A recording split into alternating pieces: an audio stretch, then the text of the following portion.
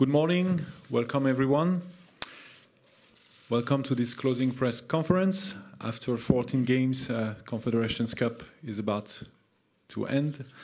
And to draw conclusions, let me introduce the speakers today. Starting with Russia Deputy Prime Minister Vitaly Mutko, FIFA President Gianni Infantino, FIFA Referees Committee Chairman Pierluigi Collina, and LOC CEO Alexei Sorokin. Before we start, we will start with opening remarks from Mr. Mutko.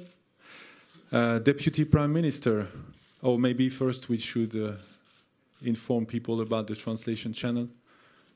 1 is English, 2 is Russian, 3 is Spanish, and 4 is German. And just another remark, please, for our translators to work well, please let them finish for a few seconds their sentences. Thank you.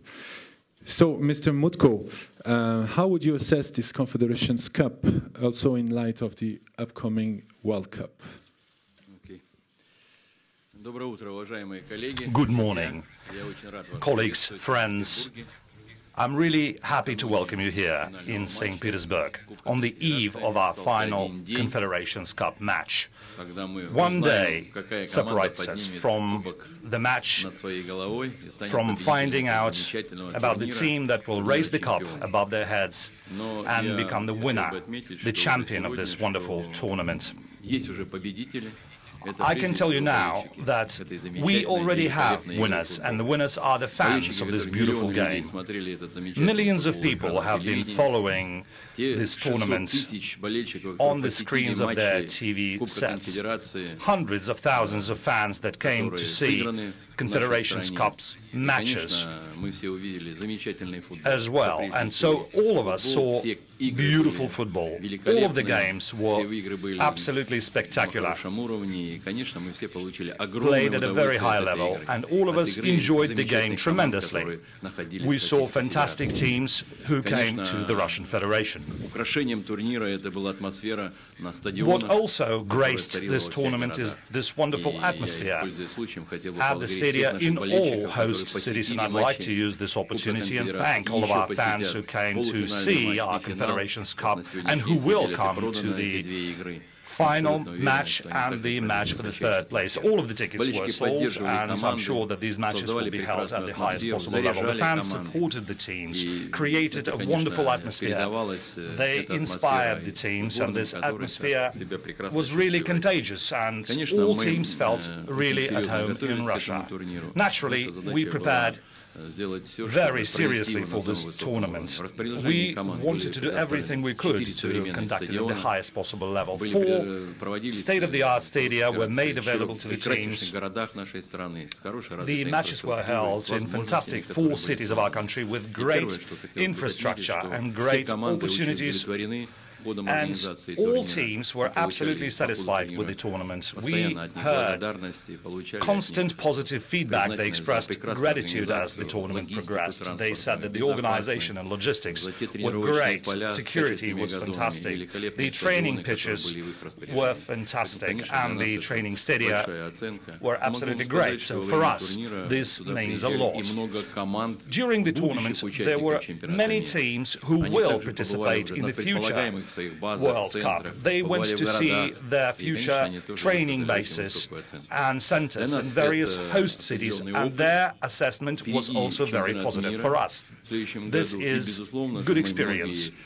We have the World Cup ahead of us next year, and many of our functions and many of our services were subject to a serious test.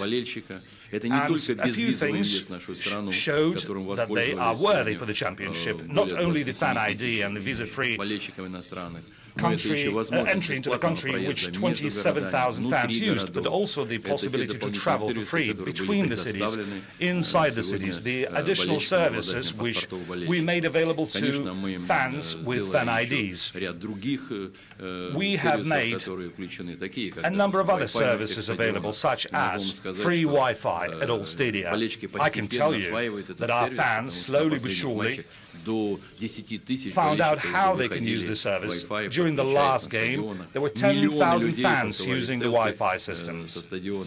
Millions of people were sending their selfies from the stadium, which also goes to show that this is a very important, sought-after service. And so our fans, well, they want to remain modern people, obviously, and so for us, we will draw our conclusions after this tournament. We'll have our lessons learned.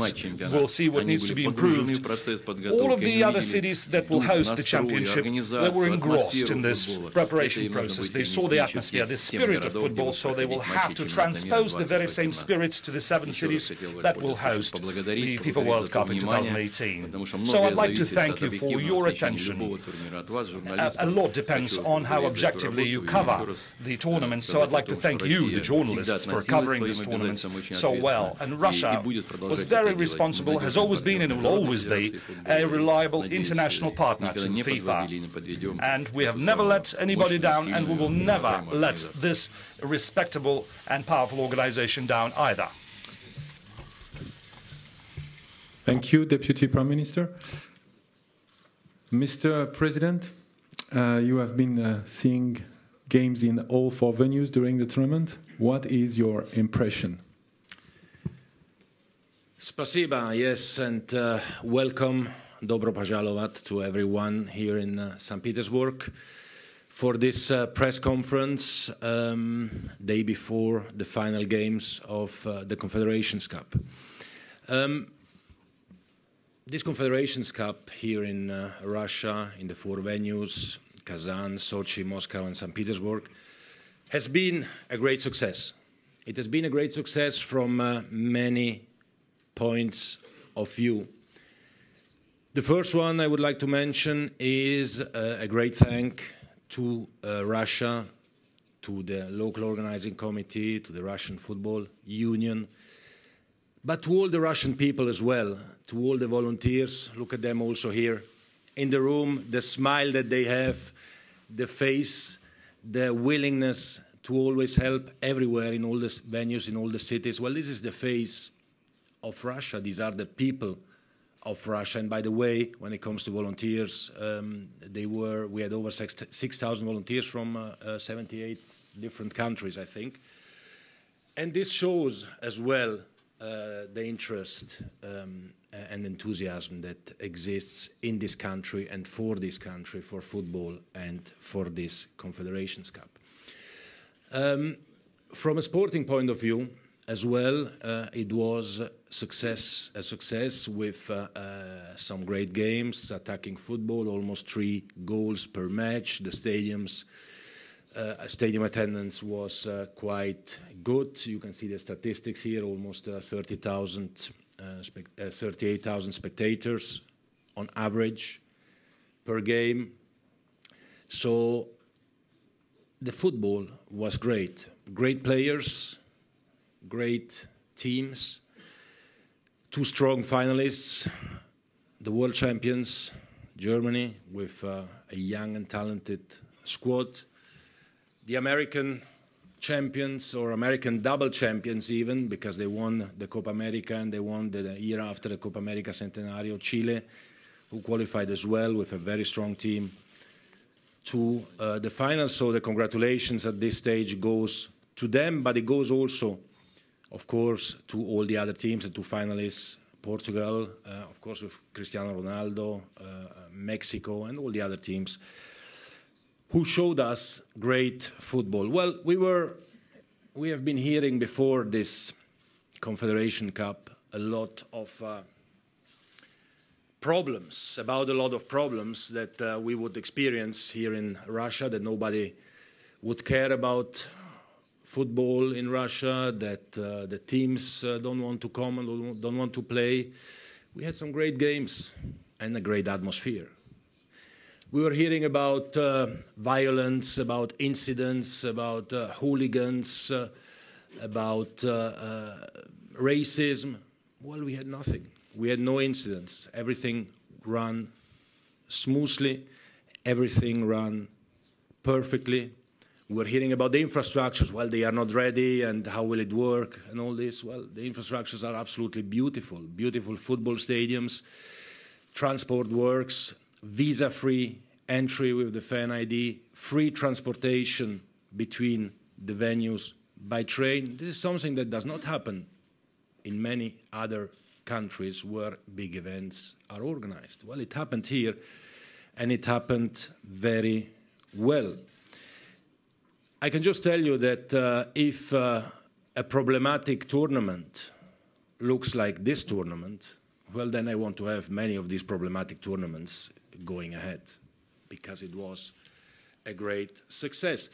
And it was a great success which makes us look forward to the World Cup, where we'll have 7 additional cities to the 4-1 which hosted the Confederations Cup, and where we can expect the same welcome, the same warm welcome for the world to come to Russia and experience a football celebration next summer. This is what it is about. It is about football. It is not about anything else. It is about football. It is about enjoying football. It is about enjoying the great games. And this is exactly what we will experience here next year. Speaking about another success factor that I want just to mention as well briefly, it's something where we wrote really history in Russia here. Football history, of course, but still important. And I want to speak about the VAR, about the video assistant refereeing. We have Pierluigi Collina here, and he will, of course, give many more details on it and give his impression as well. From my side, the video assistant refereeing has been a great success as well here in Russia at the Confederations Cup. It has been a great success because in many occasions the video assistant referees had the chance to intervene, to help, to assist the referee, and in 6 game-changing decisions so far, we still have 2 games to go, in 6 game-changing decisions, the video assistant referees actually corrected the decision or the mistake made by the referee. So without the video assistant referees, we would have had a different tournament. And a tournament which would have been a little less fair on the pitch. So my question is, well, can we really discuss the value of fair play? We cannot. Thanks to video assistant referees, we have achieved already now a great thing, which is that big mistakes will not happen any longer, because big mistakes are corrected. And the tournament will see more justice on the pitch and more fair play on the pitch. Of course, it's a test. And of course, when you are testing something, and when you have the courage as well to do some tests, you have to take into account that it takes some time, that we need to work still on some of the details, on the communication, on the speed of the decisions being taken. And when it comes to decisions which leave room for interpretation, it's always the referee who decides, obviously, and there will always be discussions and polemics, because when you touch somebody, whether it's a penalty or not, it's the referee who has to decide, based on what he sees on the pitch, based on the images, but discussions will remain, big mistakes will be corrected. And this only today, in 2017, in modern football, is a great achievement. After it was asked for so many years or even decades, we have put it finally in place, and we are very, very happy with that. So all in all, it has been a great success. Everything has been made in a perfect way. A lot of good news, and my last congratulations go to 2 events which happened as well during the Confederations Cup period, even though they are not directly linked with the Confederations Cup, but I would like to congratulate Cristiano Ronaldo for the twins and Lionel Messi for the wedding. So you see, Confederations Cup brings many good news. Thank you very much. Thank you, President. Speaking about VAR, Mr. Collina, Pierluigi, it has been one of the many interesting aspects of the tournament. So how would you assess its implementation so far? Thank you for the question. Good morning, everybody. Before giving my feeling, my impression concerning VAR, I would like to also comment the tournament, because it's not only about VAR, it's also about what the referees did during the tournament. And I would give you some figures that could better explain than my words how the tournament went for referees. So far, in the 14 matches played, we have an average of fouls of 25. It's not up to me to say the number is high or small, because it's not a decision of a referee to fix how many fouls should be given during a match. Certainly, it proves that the matches were played fairly. The referees kept the control of the matches every time, and whenever there was the need to cool down the players' behavior on the field of play, this was done by the referees. So we are pleased of this number, as well as we are happy with the disciplinary sanction given during the tournament. So far we had 47 yellow cards and 2 red cards, which means an average of 3 and something per match. But more interesting is in terms of players' behavior and in terms of relationships between players and referees are the only 2 cautions given for dissent. This means that in the 14 matches, the referee's decisions were accepted by players, and this is also something that we have to consider very, very positively. Going back to the VAR, I would like to give you the comment I received during the competition on a text by one of the referees appointed in one of these matches. And the text he sent me after one of the matches he refereed was, I'm very enjoying the matches because I feel less pressure. And this is what the referee thinks. Going on the field of play, knowing that if they have not enough information to make a correct decisions, and if the mistake they commit on the field of play doesn't depend on their skill, on their quality, but simply because they have not the angle of vision that one of the more than 30 cameras can offer, we cannot blame the referee, because he simply cannot. So the VAR is a very positive tool to support, to help the referee to avoid to commit a mistake. And this is what happened during the competition. I fully share the opinion of the FIFA president in terms of positive outcome so far. We are very happy. We are very happy of the result we had, without forgetting that we are in a sort of work in progress. We have not to forget that so far, with the VAR system implemented, we refereed only 74 matches, 8 at the Club World Cup, 52 at the Under-20 World Cup, and the 14 matches so far. That is not a big number. That is not a big number. So we see the very positive result we had, but we are also aware that we can improve. This is normal. It would be very surprising if after so few matches everything would be perfect. We have referees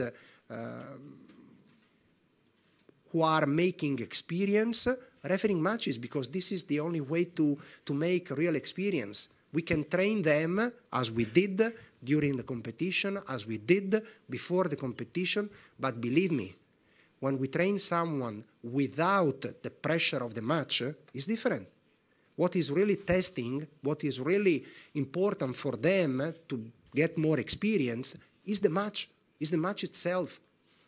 because when you are in front of the screen as VAR and you know that you have a very short time to analyze and to find the correct interpretation of an incident, and it's live, it's during a match, believe me, the pressure is high on them. So it's less pressure on the referee, but there is more pressure on the VAR. So I repeat, we are happy so far. We are very happy so far. I want to stress what the FIFA president already said. The VAR is to avoid big mistakes to be committed. It's not to rule everything. It's not for those things that will remain to the interpretation of the different people commenting and analyzing the match. This is not what we want to achieve. We want to achieve to avoid those mistakes that after some years are still remembered by everybody as a mistake who really affected the final result, the final outcome of a match or the final result of a competition. Thank you, Pierluigi. Finally, Mr. Sorokin, to conclude, this is the first time that Russia has organized such a major football tournament. From an LOC perspective and operational perspective, what is your opinion?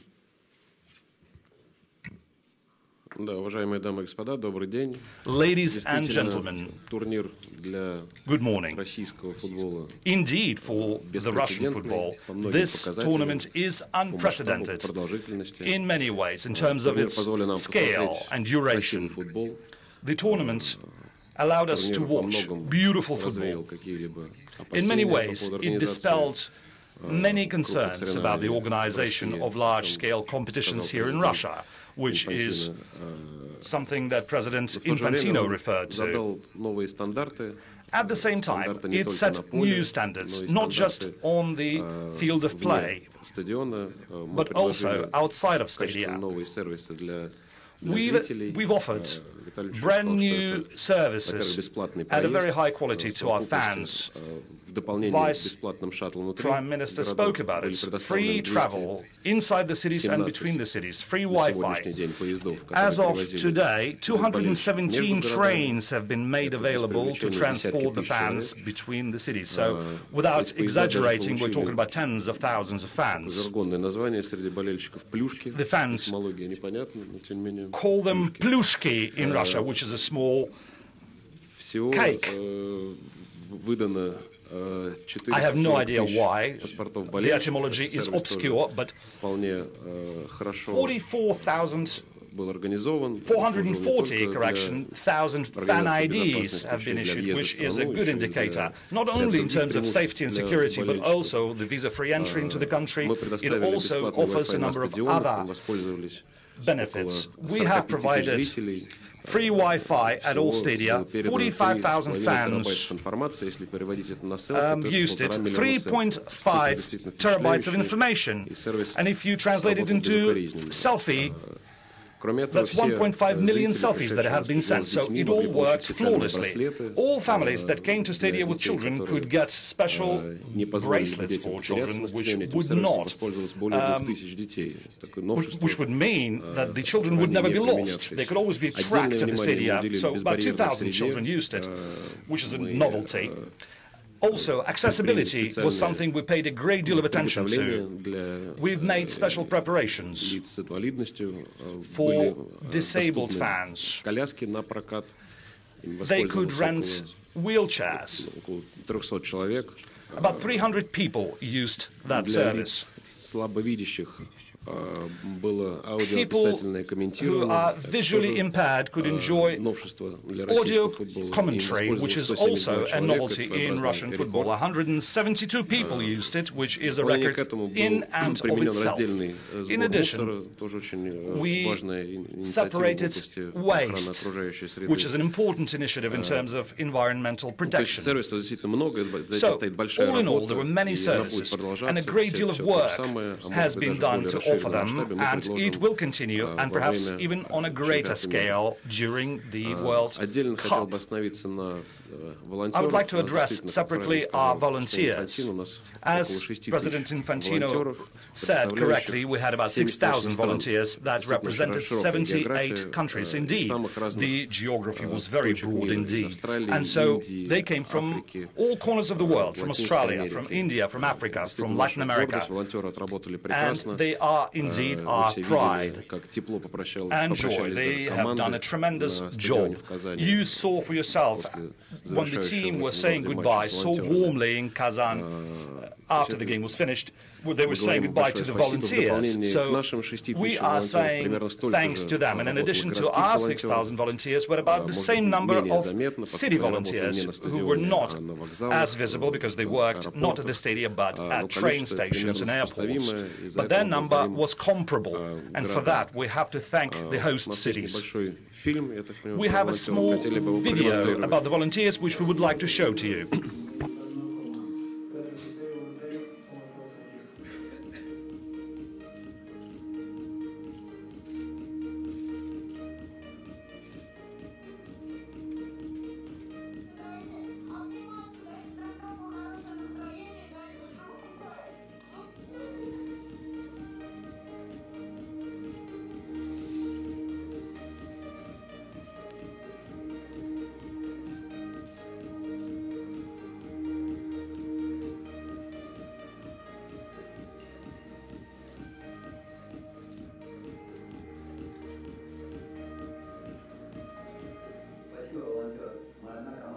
Thank you, volunteers. We are one team.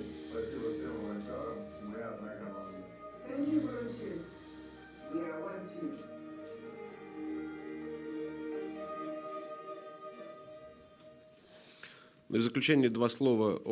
And in concluding my presentation, I'd like to say a couple of words about the closing ceremony, which will start at 1900 hours 15, 7:15 p.m. It will be comparable to the opening ceremony. It will be beautiful, spectacular. Russian stars, Igor Krikt, Polina Gagarina, Nikolai Siskaridze, DJ Smash will take part in the ceremony. So we invite all of the fans to come early so you could see this beautiful spectacle. Thank you very much. Thank you very much, Alexei. We open the floor now to questions. Please say your name, organization you work for, and the language you will pose the question. Gentleman here with the shirt. Yes, you.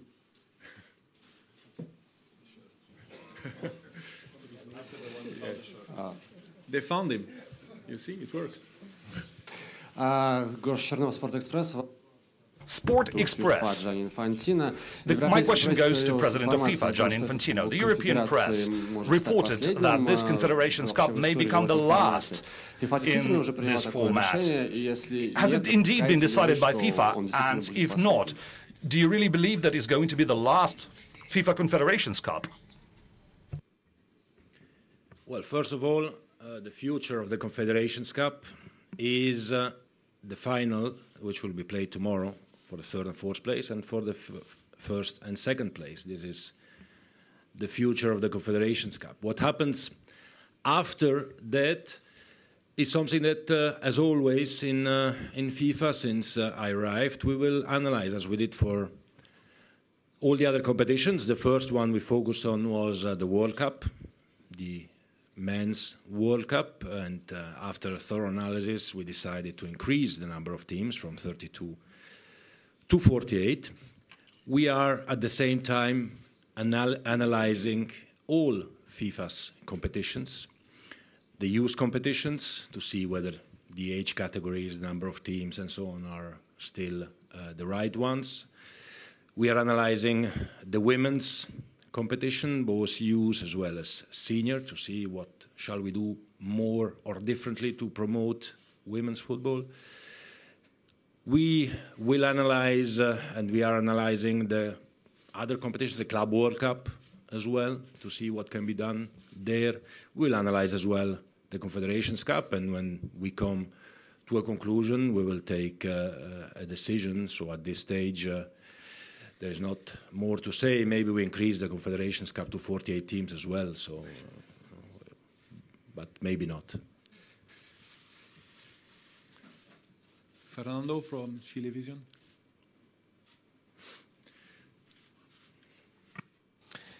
Para el presidente de la FIFA, Fernando Tapia, de la red de televisión Chilevisión, pregunta en español y ojalá, si es posible, la respuesta también en español. And ideally, maybe the answer could be in Spanish also. I'd like to primero de la participación de Chile have your evaluation, first of all, of the Chile team's quality. Do you think it's reflected South American football's quality?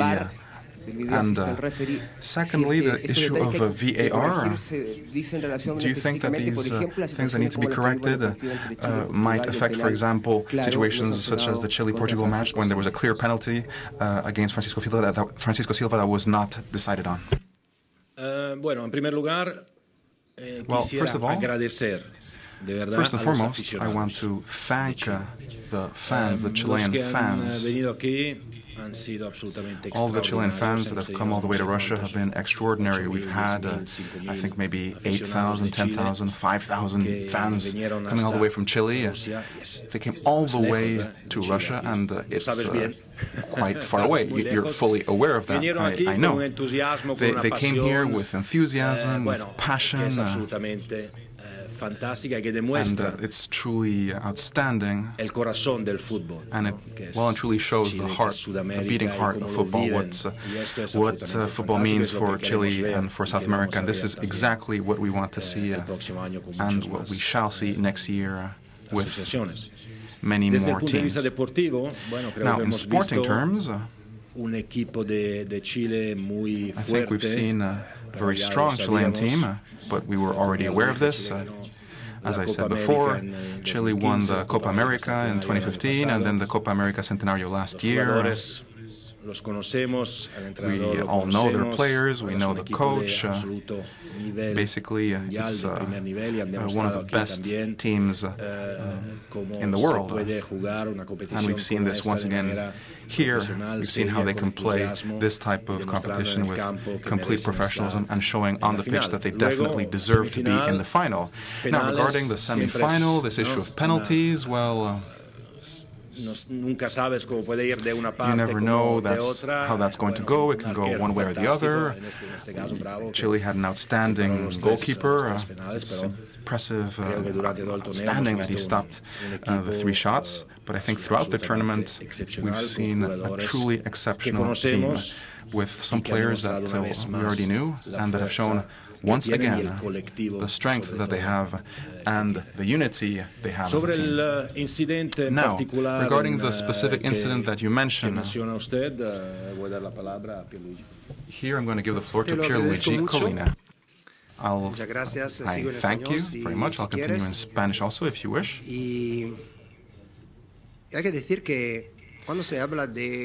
I would say that whenever we talk about incidents related to refereeing and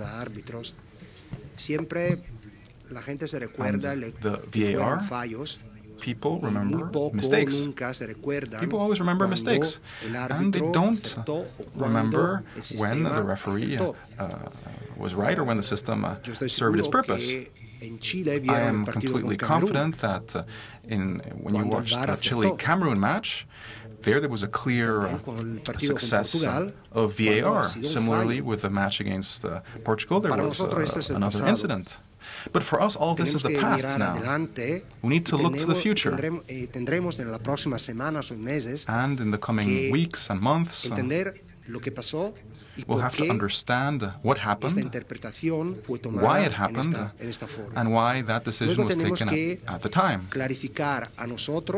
We also need to explain to ourselves, but also to everybody, through your services, through the media, what is the meaning, the true meaning of the phrase, quote-unquote, clearly wrong, because that is what we're debating, because clearly wrong can have different meanings. If we're talking about facts such as being offside, or if we're talking about an issue of interpretation, which can depend, depending precisely on the individual taking the decision. It's much easier when we're talking about a physical fact, such as being in an offside position. It's clear whether they're in that position or not. But when we're talking about another situation that can be more controversial, in real speed, that's different. And it's also different whether you look at something in slow-mo or in super slow-mo. So we need to work on these different procedures and definitions, and this is definitely what we'll be doing in the coming weeks and months so that we can be ready in the future. Two next question, Arne from DPA and Oleg from TASS. Arne Richter, Deutsche Presseagentur. Arne Richter, DPA. Mr. Infantino, the question will be in German. Something you have not mentioned yet was doping. People are concerned about that. What's the situation at FIFA at the moment? When do you expect the results of the ongoing investigations from Zurich? And what do you think of Mr. Grendel's proposal from the FIFA Council saying that the samples from the World Cup should not be investigated by FIFA or but only WADA? Well, when it comes to doping, and this was also one of these issues that has always been popping up, there are, of course, as we said already, some investigations ongoing, and the FIFA bodies, disciplinary and so on, are in touch with WADA and so on to see and to analyze everything. Having said that, and because, of course, the FIFA president is not in charge of investigations and is not involved in investigations, we have independent bodies for that. I don't know how much time it will take. It will depend as well on what information is available, I guess. But having said that, there are a few facts, because these are all speculations. And we are making a lot of news always on speculations. But there are also some facts. And as long as these speculations don't become facts, they remain speculations. And the facts are, so far, when it comes to football and Russia and FIFA or UEFA even, that all players having played, all Russian players, but also all the other players actually, not only Russian players, having played in the World Cup 2014, were tested by FIFA outside of Russia, or even not by FIFA, but by WADA-accredited laboratories, the one in Lausanne in particular. The tests, the samples were taken by FIFA doctors or FIFA-accredited doctors, and the samples were sent to Lausanne from all 23 players playing in the competition in tests out of competition. All players having played the European Championships, all 23 players of the squad of Russia were tested not by FIFA, by UEFA-accredited doctors. The same samples were sent to WADA-accredited laboratories. Everything was tested. In this Confederations Cup, the same out-of-competition test and in-competition test. All players have been tested, not in Russia, not by Russian people, but outside of Russia, in the WADA-accredited laboratory in Lausanne. And all these tests, including, in addition to all these tests, all the tests which are made by UEFA during the Champions League, Europa League, all teams are tested there as well, as you know. All these tests are not made in Russia, are not tested in Russia. It's all done outside of Russia. It's all done in WADA-accredited laboratories. And all these tests, so far, have given negative results. Now, when there are negative results, there can be no sanctions or whatever. I understand that some expect some sanctions, but if there are no negative results, there can be no sanctions. And these are, I think, some facts that need to be remembered as well. Then, obviously, we have all been seeing the different reports. We are collecting the information, and when there will be, if there will be any anti-doping rule violation, then there will be measures taken, as it has always been the case in the past, for Russia and for any other country in the world as well. And there, we always have the zero-tolerance policy for doping, always, always. Oleg? Microphone for Oleg, please. Олег Кошелев, ТАСС, вопрос президенту Олег Кошелев, ТАСС.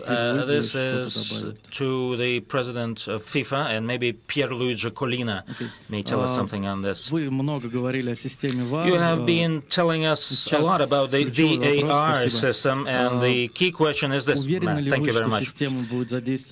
Are you sure that this system will be used in the World Cup next year? And, well, according to the tests that you have been carrying out here, well, what is standing in the way of using the VAR?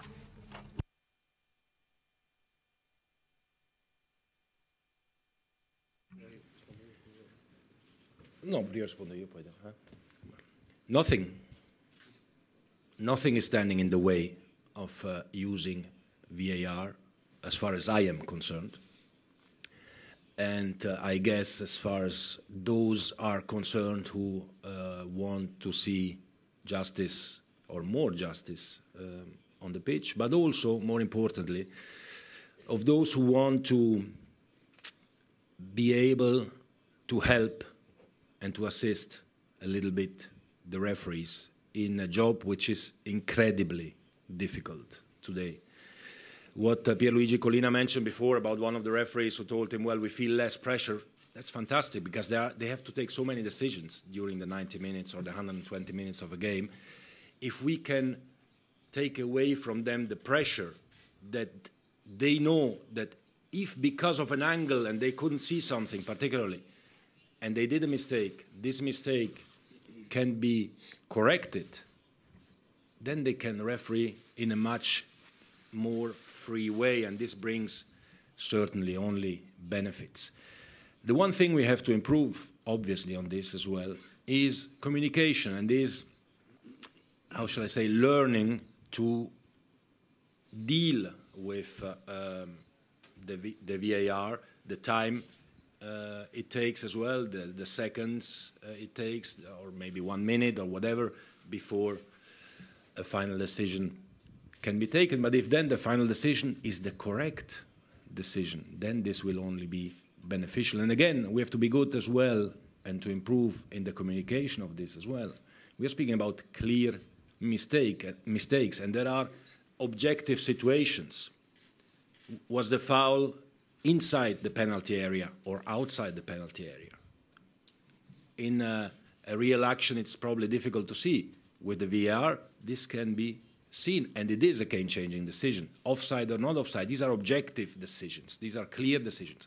Interpretation decisions, penalty, not penalty, did he touch him? Did he touch him enough to make a foul? I don't want to be too technical, but, and Pierluigi can certainly speak much better about that, but these are decisions which pertain always to the referee, and he sees on the pitch what the real impact is of a contact. I see some commentators saying, for example, well, there was a contact, so there is a penalty. Well, it's not true.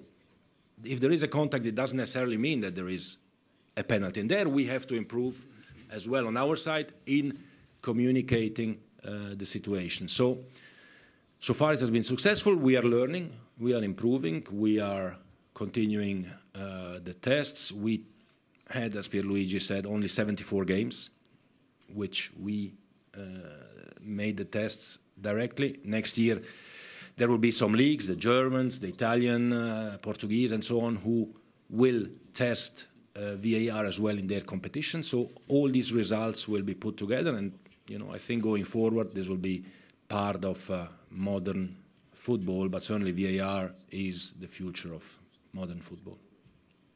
Pierluigi, you want to add something? Yeah, just to complete from the decision point of view, the decision will belong to, as you know, to IFAB. We are conducting an experiment. The experiment was authorized by IFAB. There is an independent governing body, the University of Leuven, who is assessing the results. So in this moment, as I said before, we are work in progress, trying to offer the University of Leuven evidences proving that the quality of the the VAR decisions or the decision taken through the VAR is positive, and then they will make a report to IFAB, and IFAB next March will make the final decision.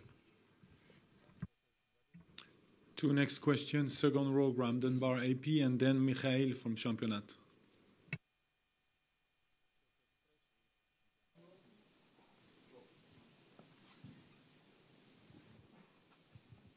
From the Associated Press. You won't be surprised, I want to pick up on one aspect of the answer on doping. You talk about negative test results, which is the kind of sort of defense used by people like Lance Armstrong and Marion Jones in the past. Later this month, the IOC's Oswald Commission is going to start producing verdicts from the cases arising from the Sochi Olympics. They're probably going to look at things like tampered bottles and incorrect DNA and water and salt added to samples, which are not positive test results. How are you, Mr. Mutko and President Infantino, how are you prepared to accept the results of those of the IOC Commission? I mean, I think you both know Dennis Oswald's a man of the highest integrity. What do you see that how FIFA and Russia is going to have to react to those results and the implications for the cases and the evidence of football that's in the McLaren report, which was probably the quality of the evidence and the truth of the witnesses is probably going to be upheld by the Oswald Commission?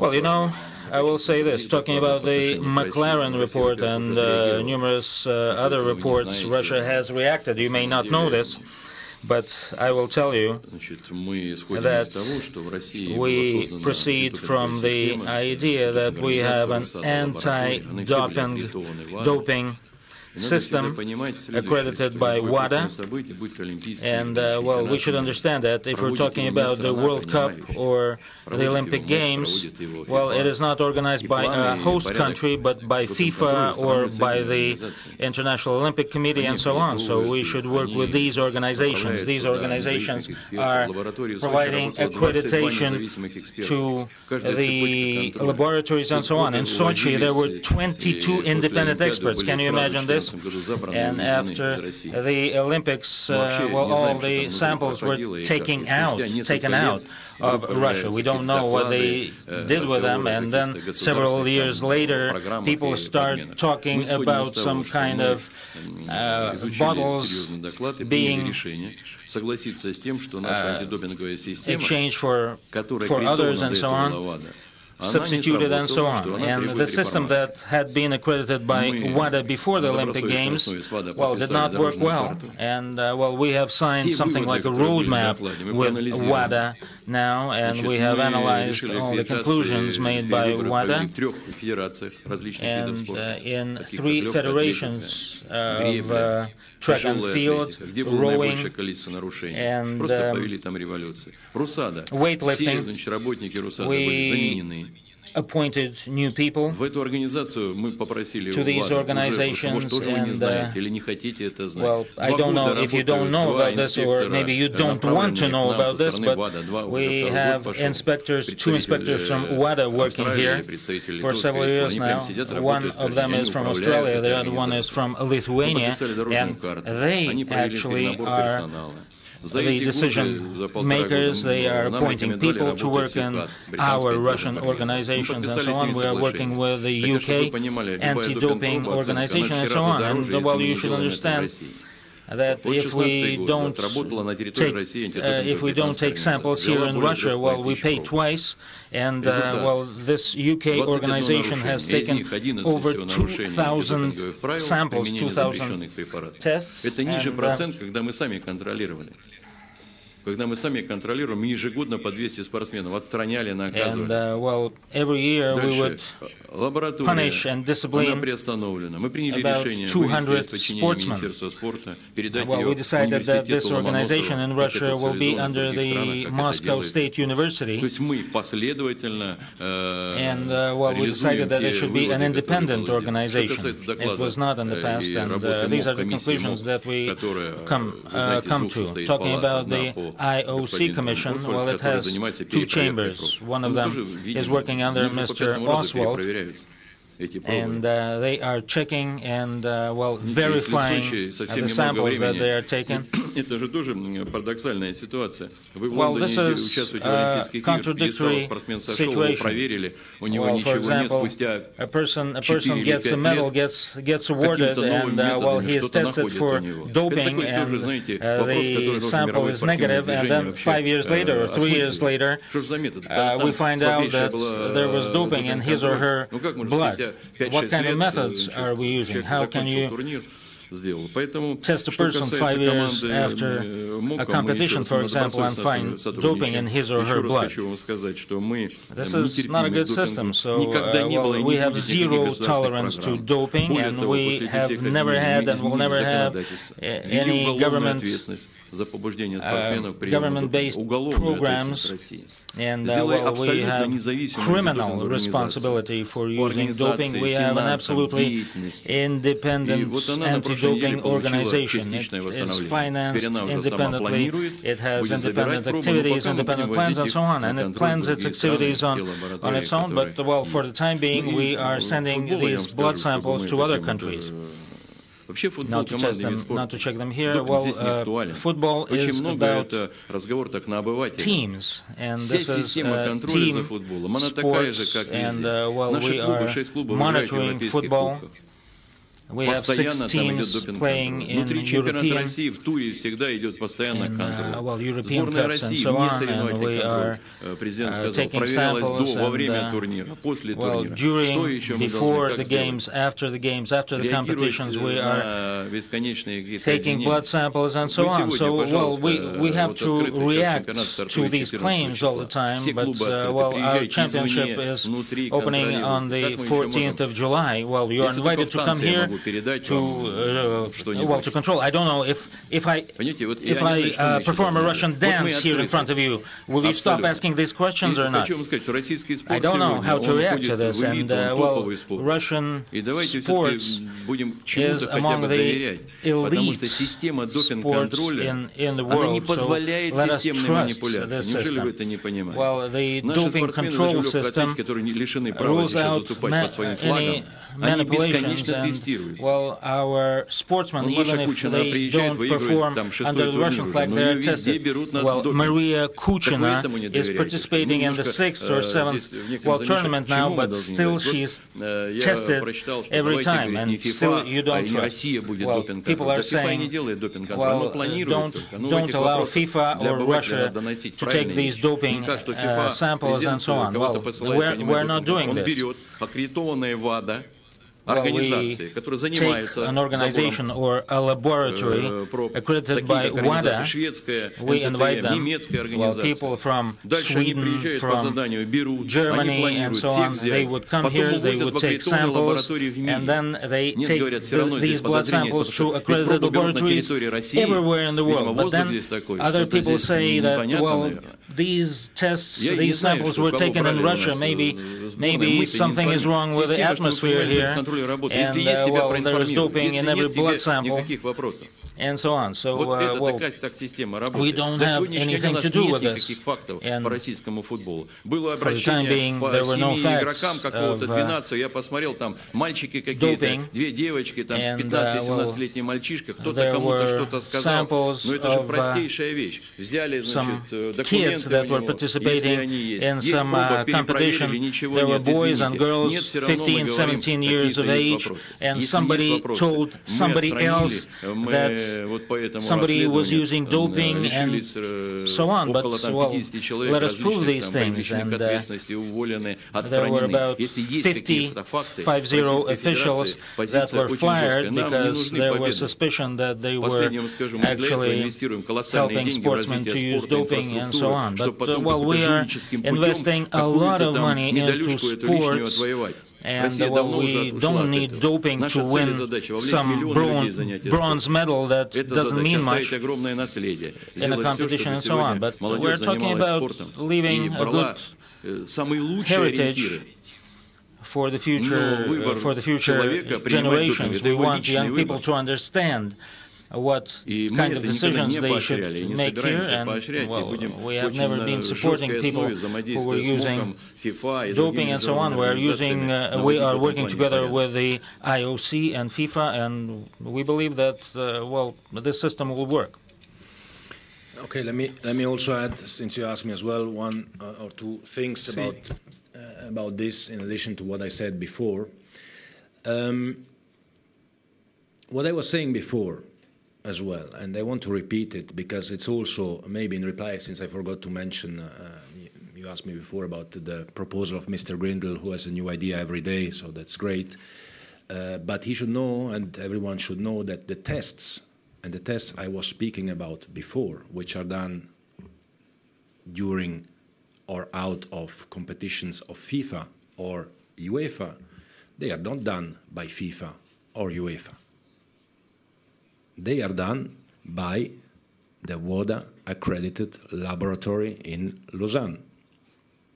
What will then be done afterwards by FIFA or UEFA is the disciplinary proceedings based on the results of these tests. Now, if the results of these tests, which are not done by FIFA or UEFA, but by somebody outside FIFA or UEFA, if the results of these tests are negative, Graham, you know, there is not much more we can do. If it comes out of the investigations that are ongoing now by Denis Oswald, the ones we are doing, in contact with Mr. McLaren, in contact with WADA, that there has been some tampering of the samples, which could have happened maybe for samples being taken in Russia. And these samples which were seized were all samples from Russia, but the samples that we took for our competitions, or UEFA takes for its competitions, are not taken in Russia or by Russians outside of Russia. This is a completely different story. If something comes out about samples having been tampered or whatever, then there will be sanctions, obviously. So we are waiting as well for these reports. Denis Oswald, we know him all. He's as you say, an expert in the area. And when the results come out, and if it comes out that there has been an anti-doping rule violation, then there will be disciplinary sanctions, obviously. Because, again, we are not conducting the tests. And if the result of the test is positive, there is no way you can hide this anywhere. If the results of the tests are positive, then there are disciplinary measures. It's okay? Thank you. Okay, last question for Mikhail, because in less than 10 minutes, Chilean captain and trainer will be there. And as you know, football first. So last question. Thank you. Чемпионат.com, Виталий Леонидович, вот продолжил тему, которую Олег поднял, VAR, и еще одна технология, которую пробовали на Кубке Конфедерации, это вот доступ по Fan-ID. В принципе, обе эти системы так или иначе актуальны для российского футбола. Много говорилось про видеоповторы. В прошлом сезоне там проблема ограничения нарушителям там доступ на стадион тоже так или иначе актуальна для России. Насколько вероятно, что мы увидим в деле VAR So how probable is it that we will see VAR and fan IDs in the Russian football in the near future? And what do you think about the Federations Cup and about these two systems being tested? As far as the organization of football matches is concerned, and the fan IDs, well, we are looking into it. We have adopted a special law. It's just we delegated the right to the federations to decide for themselves whether to use it or not. So the legislation permits it already. We can already sell tickets today and grant access to sporting competitions to fans based on these fan IDs. But this is up to the federations to decide. So far, this season, in the Russian football, well, we will not do it. Everything will be looked into after the World Cup. As for the VAR system, we are working with FIFA already, and if we could, we would like to keep this system. It could work, but we are talking about it as to how we can do it. But for that, we need to get the rights want to experiment with this in Russian football. We stand ready. We have submitted our request to FIFA, and if we receive a green light, we will be ready to use the systems at the 4 stadia plus the stadium in Krasnodar.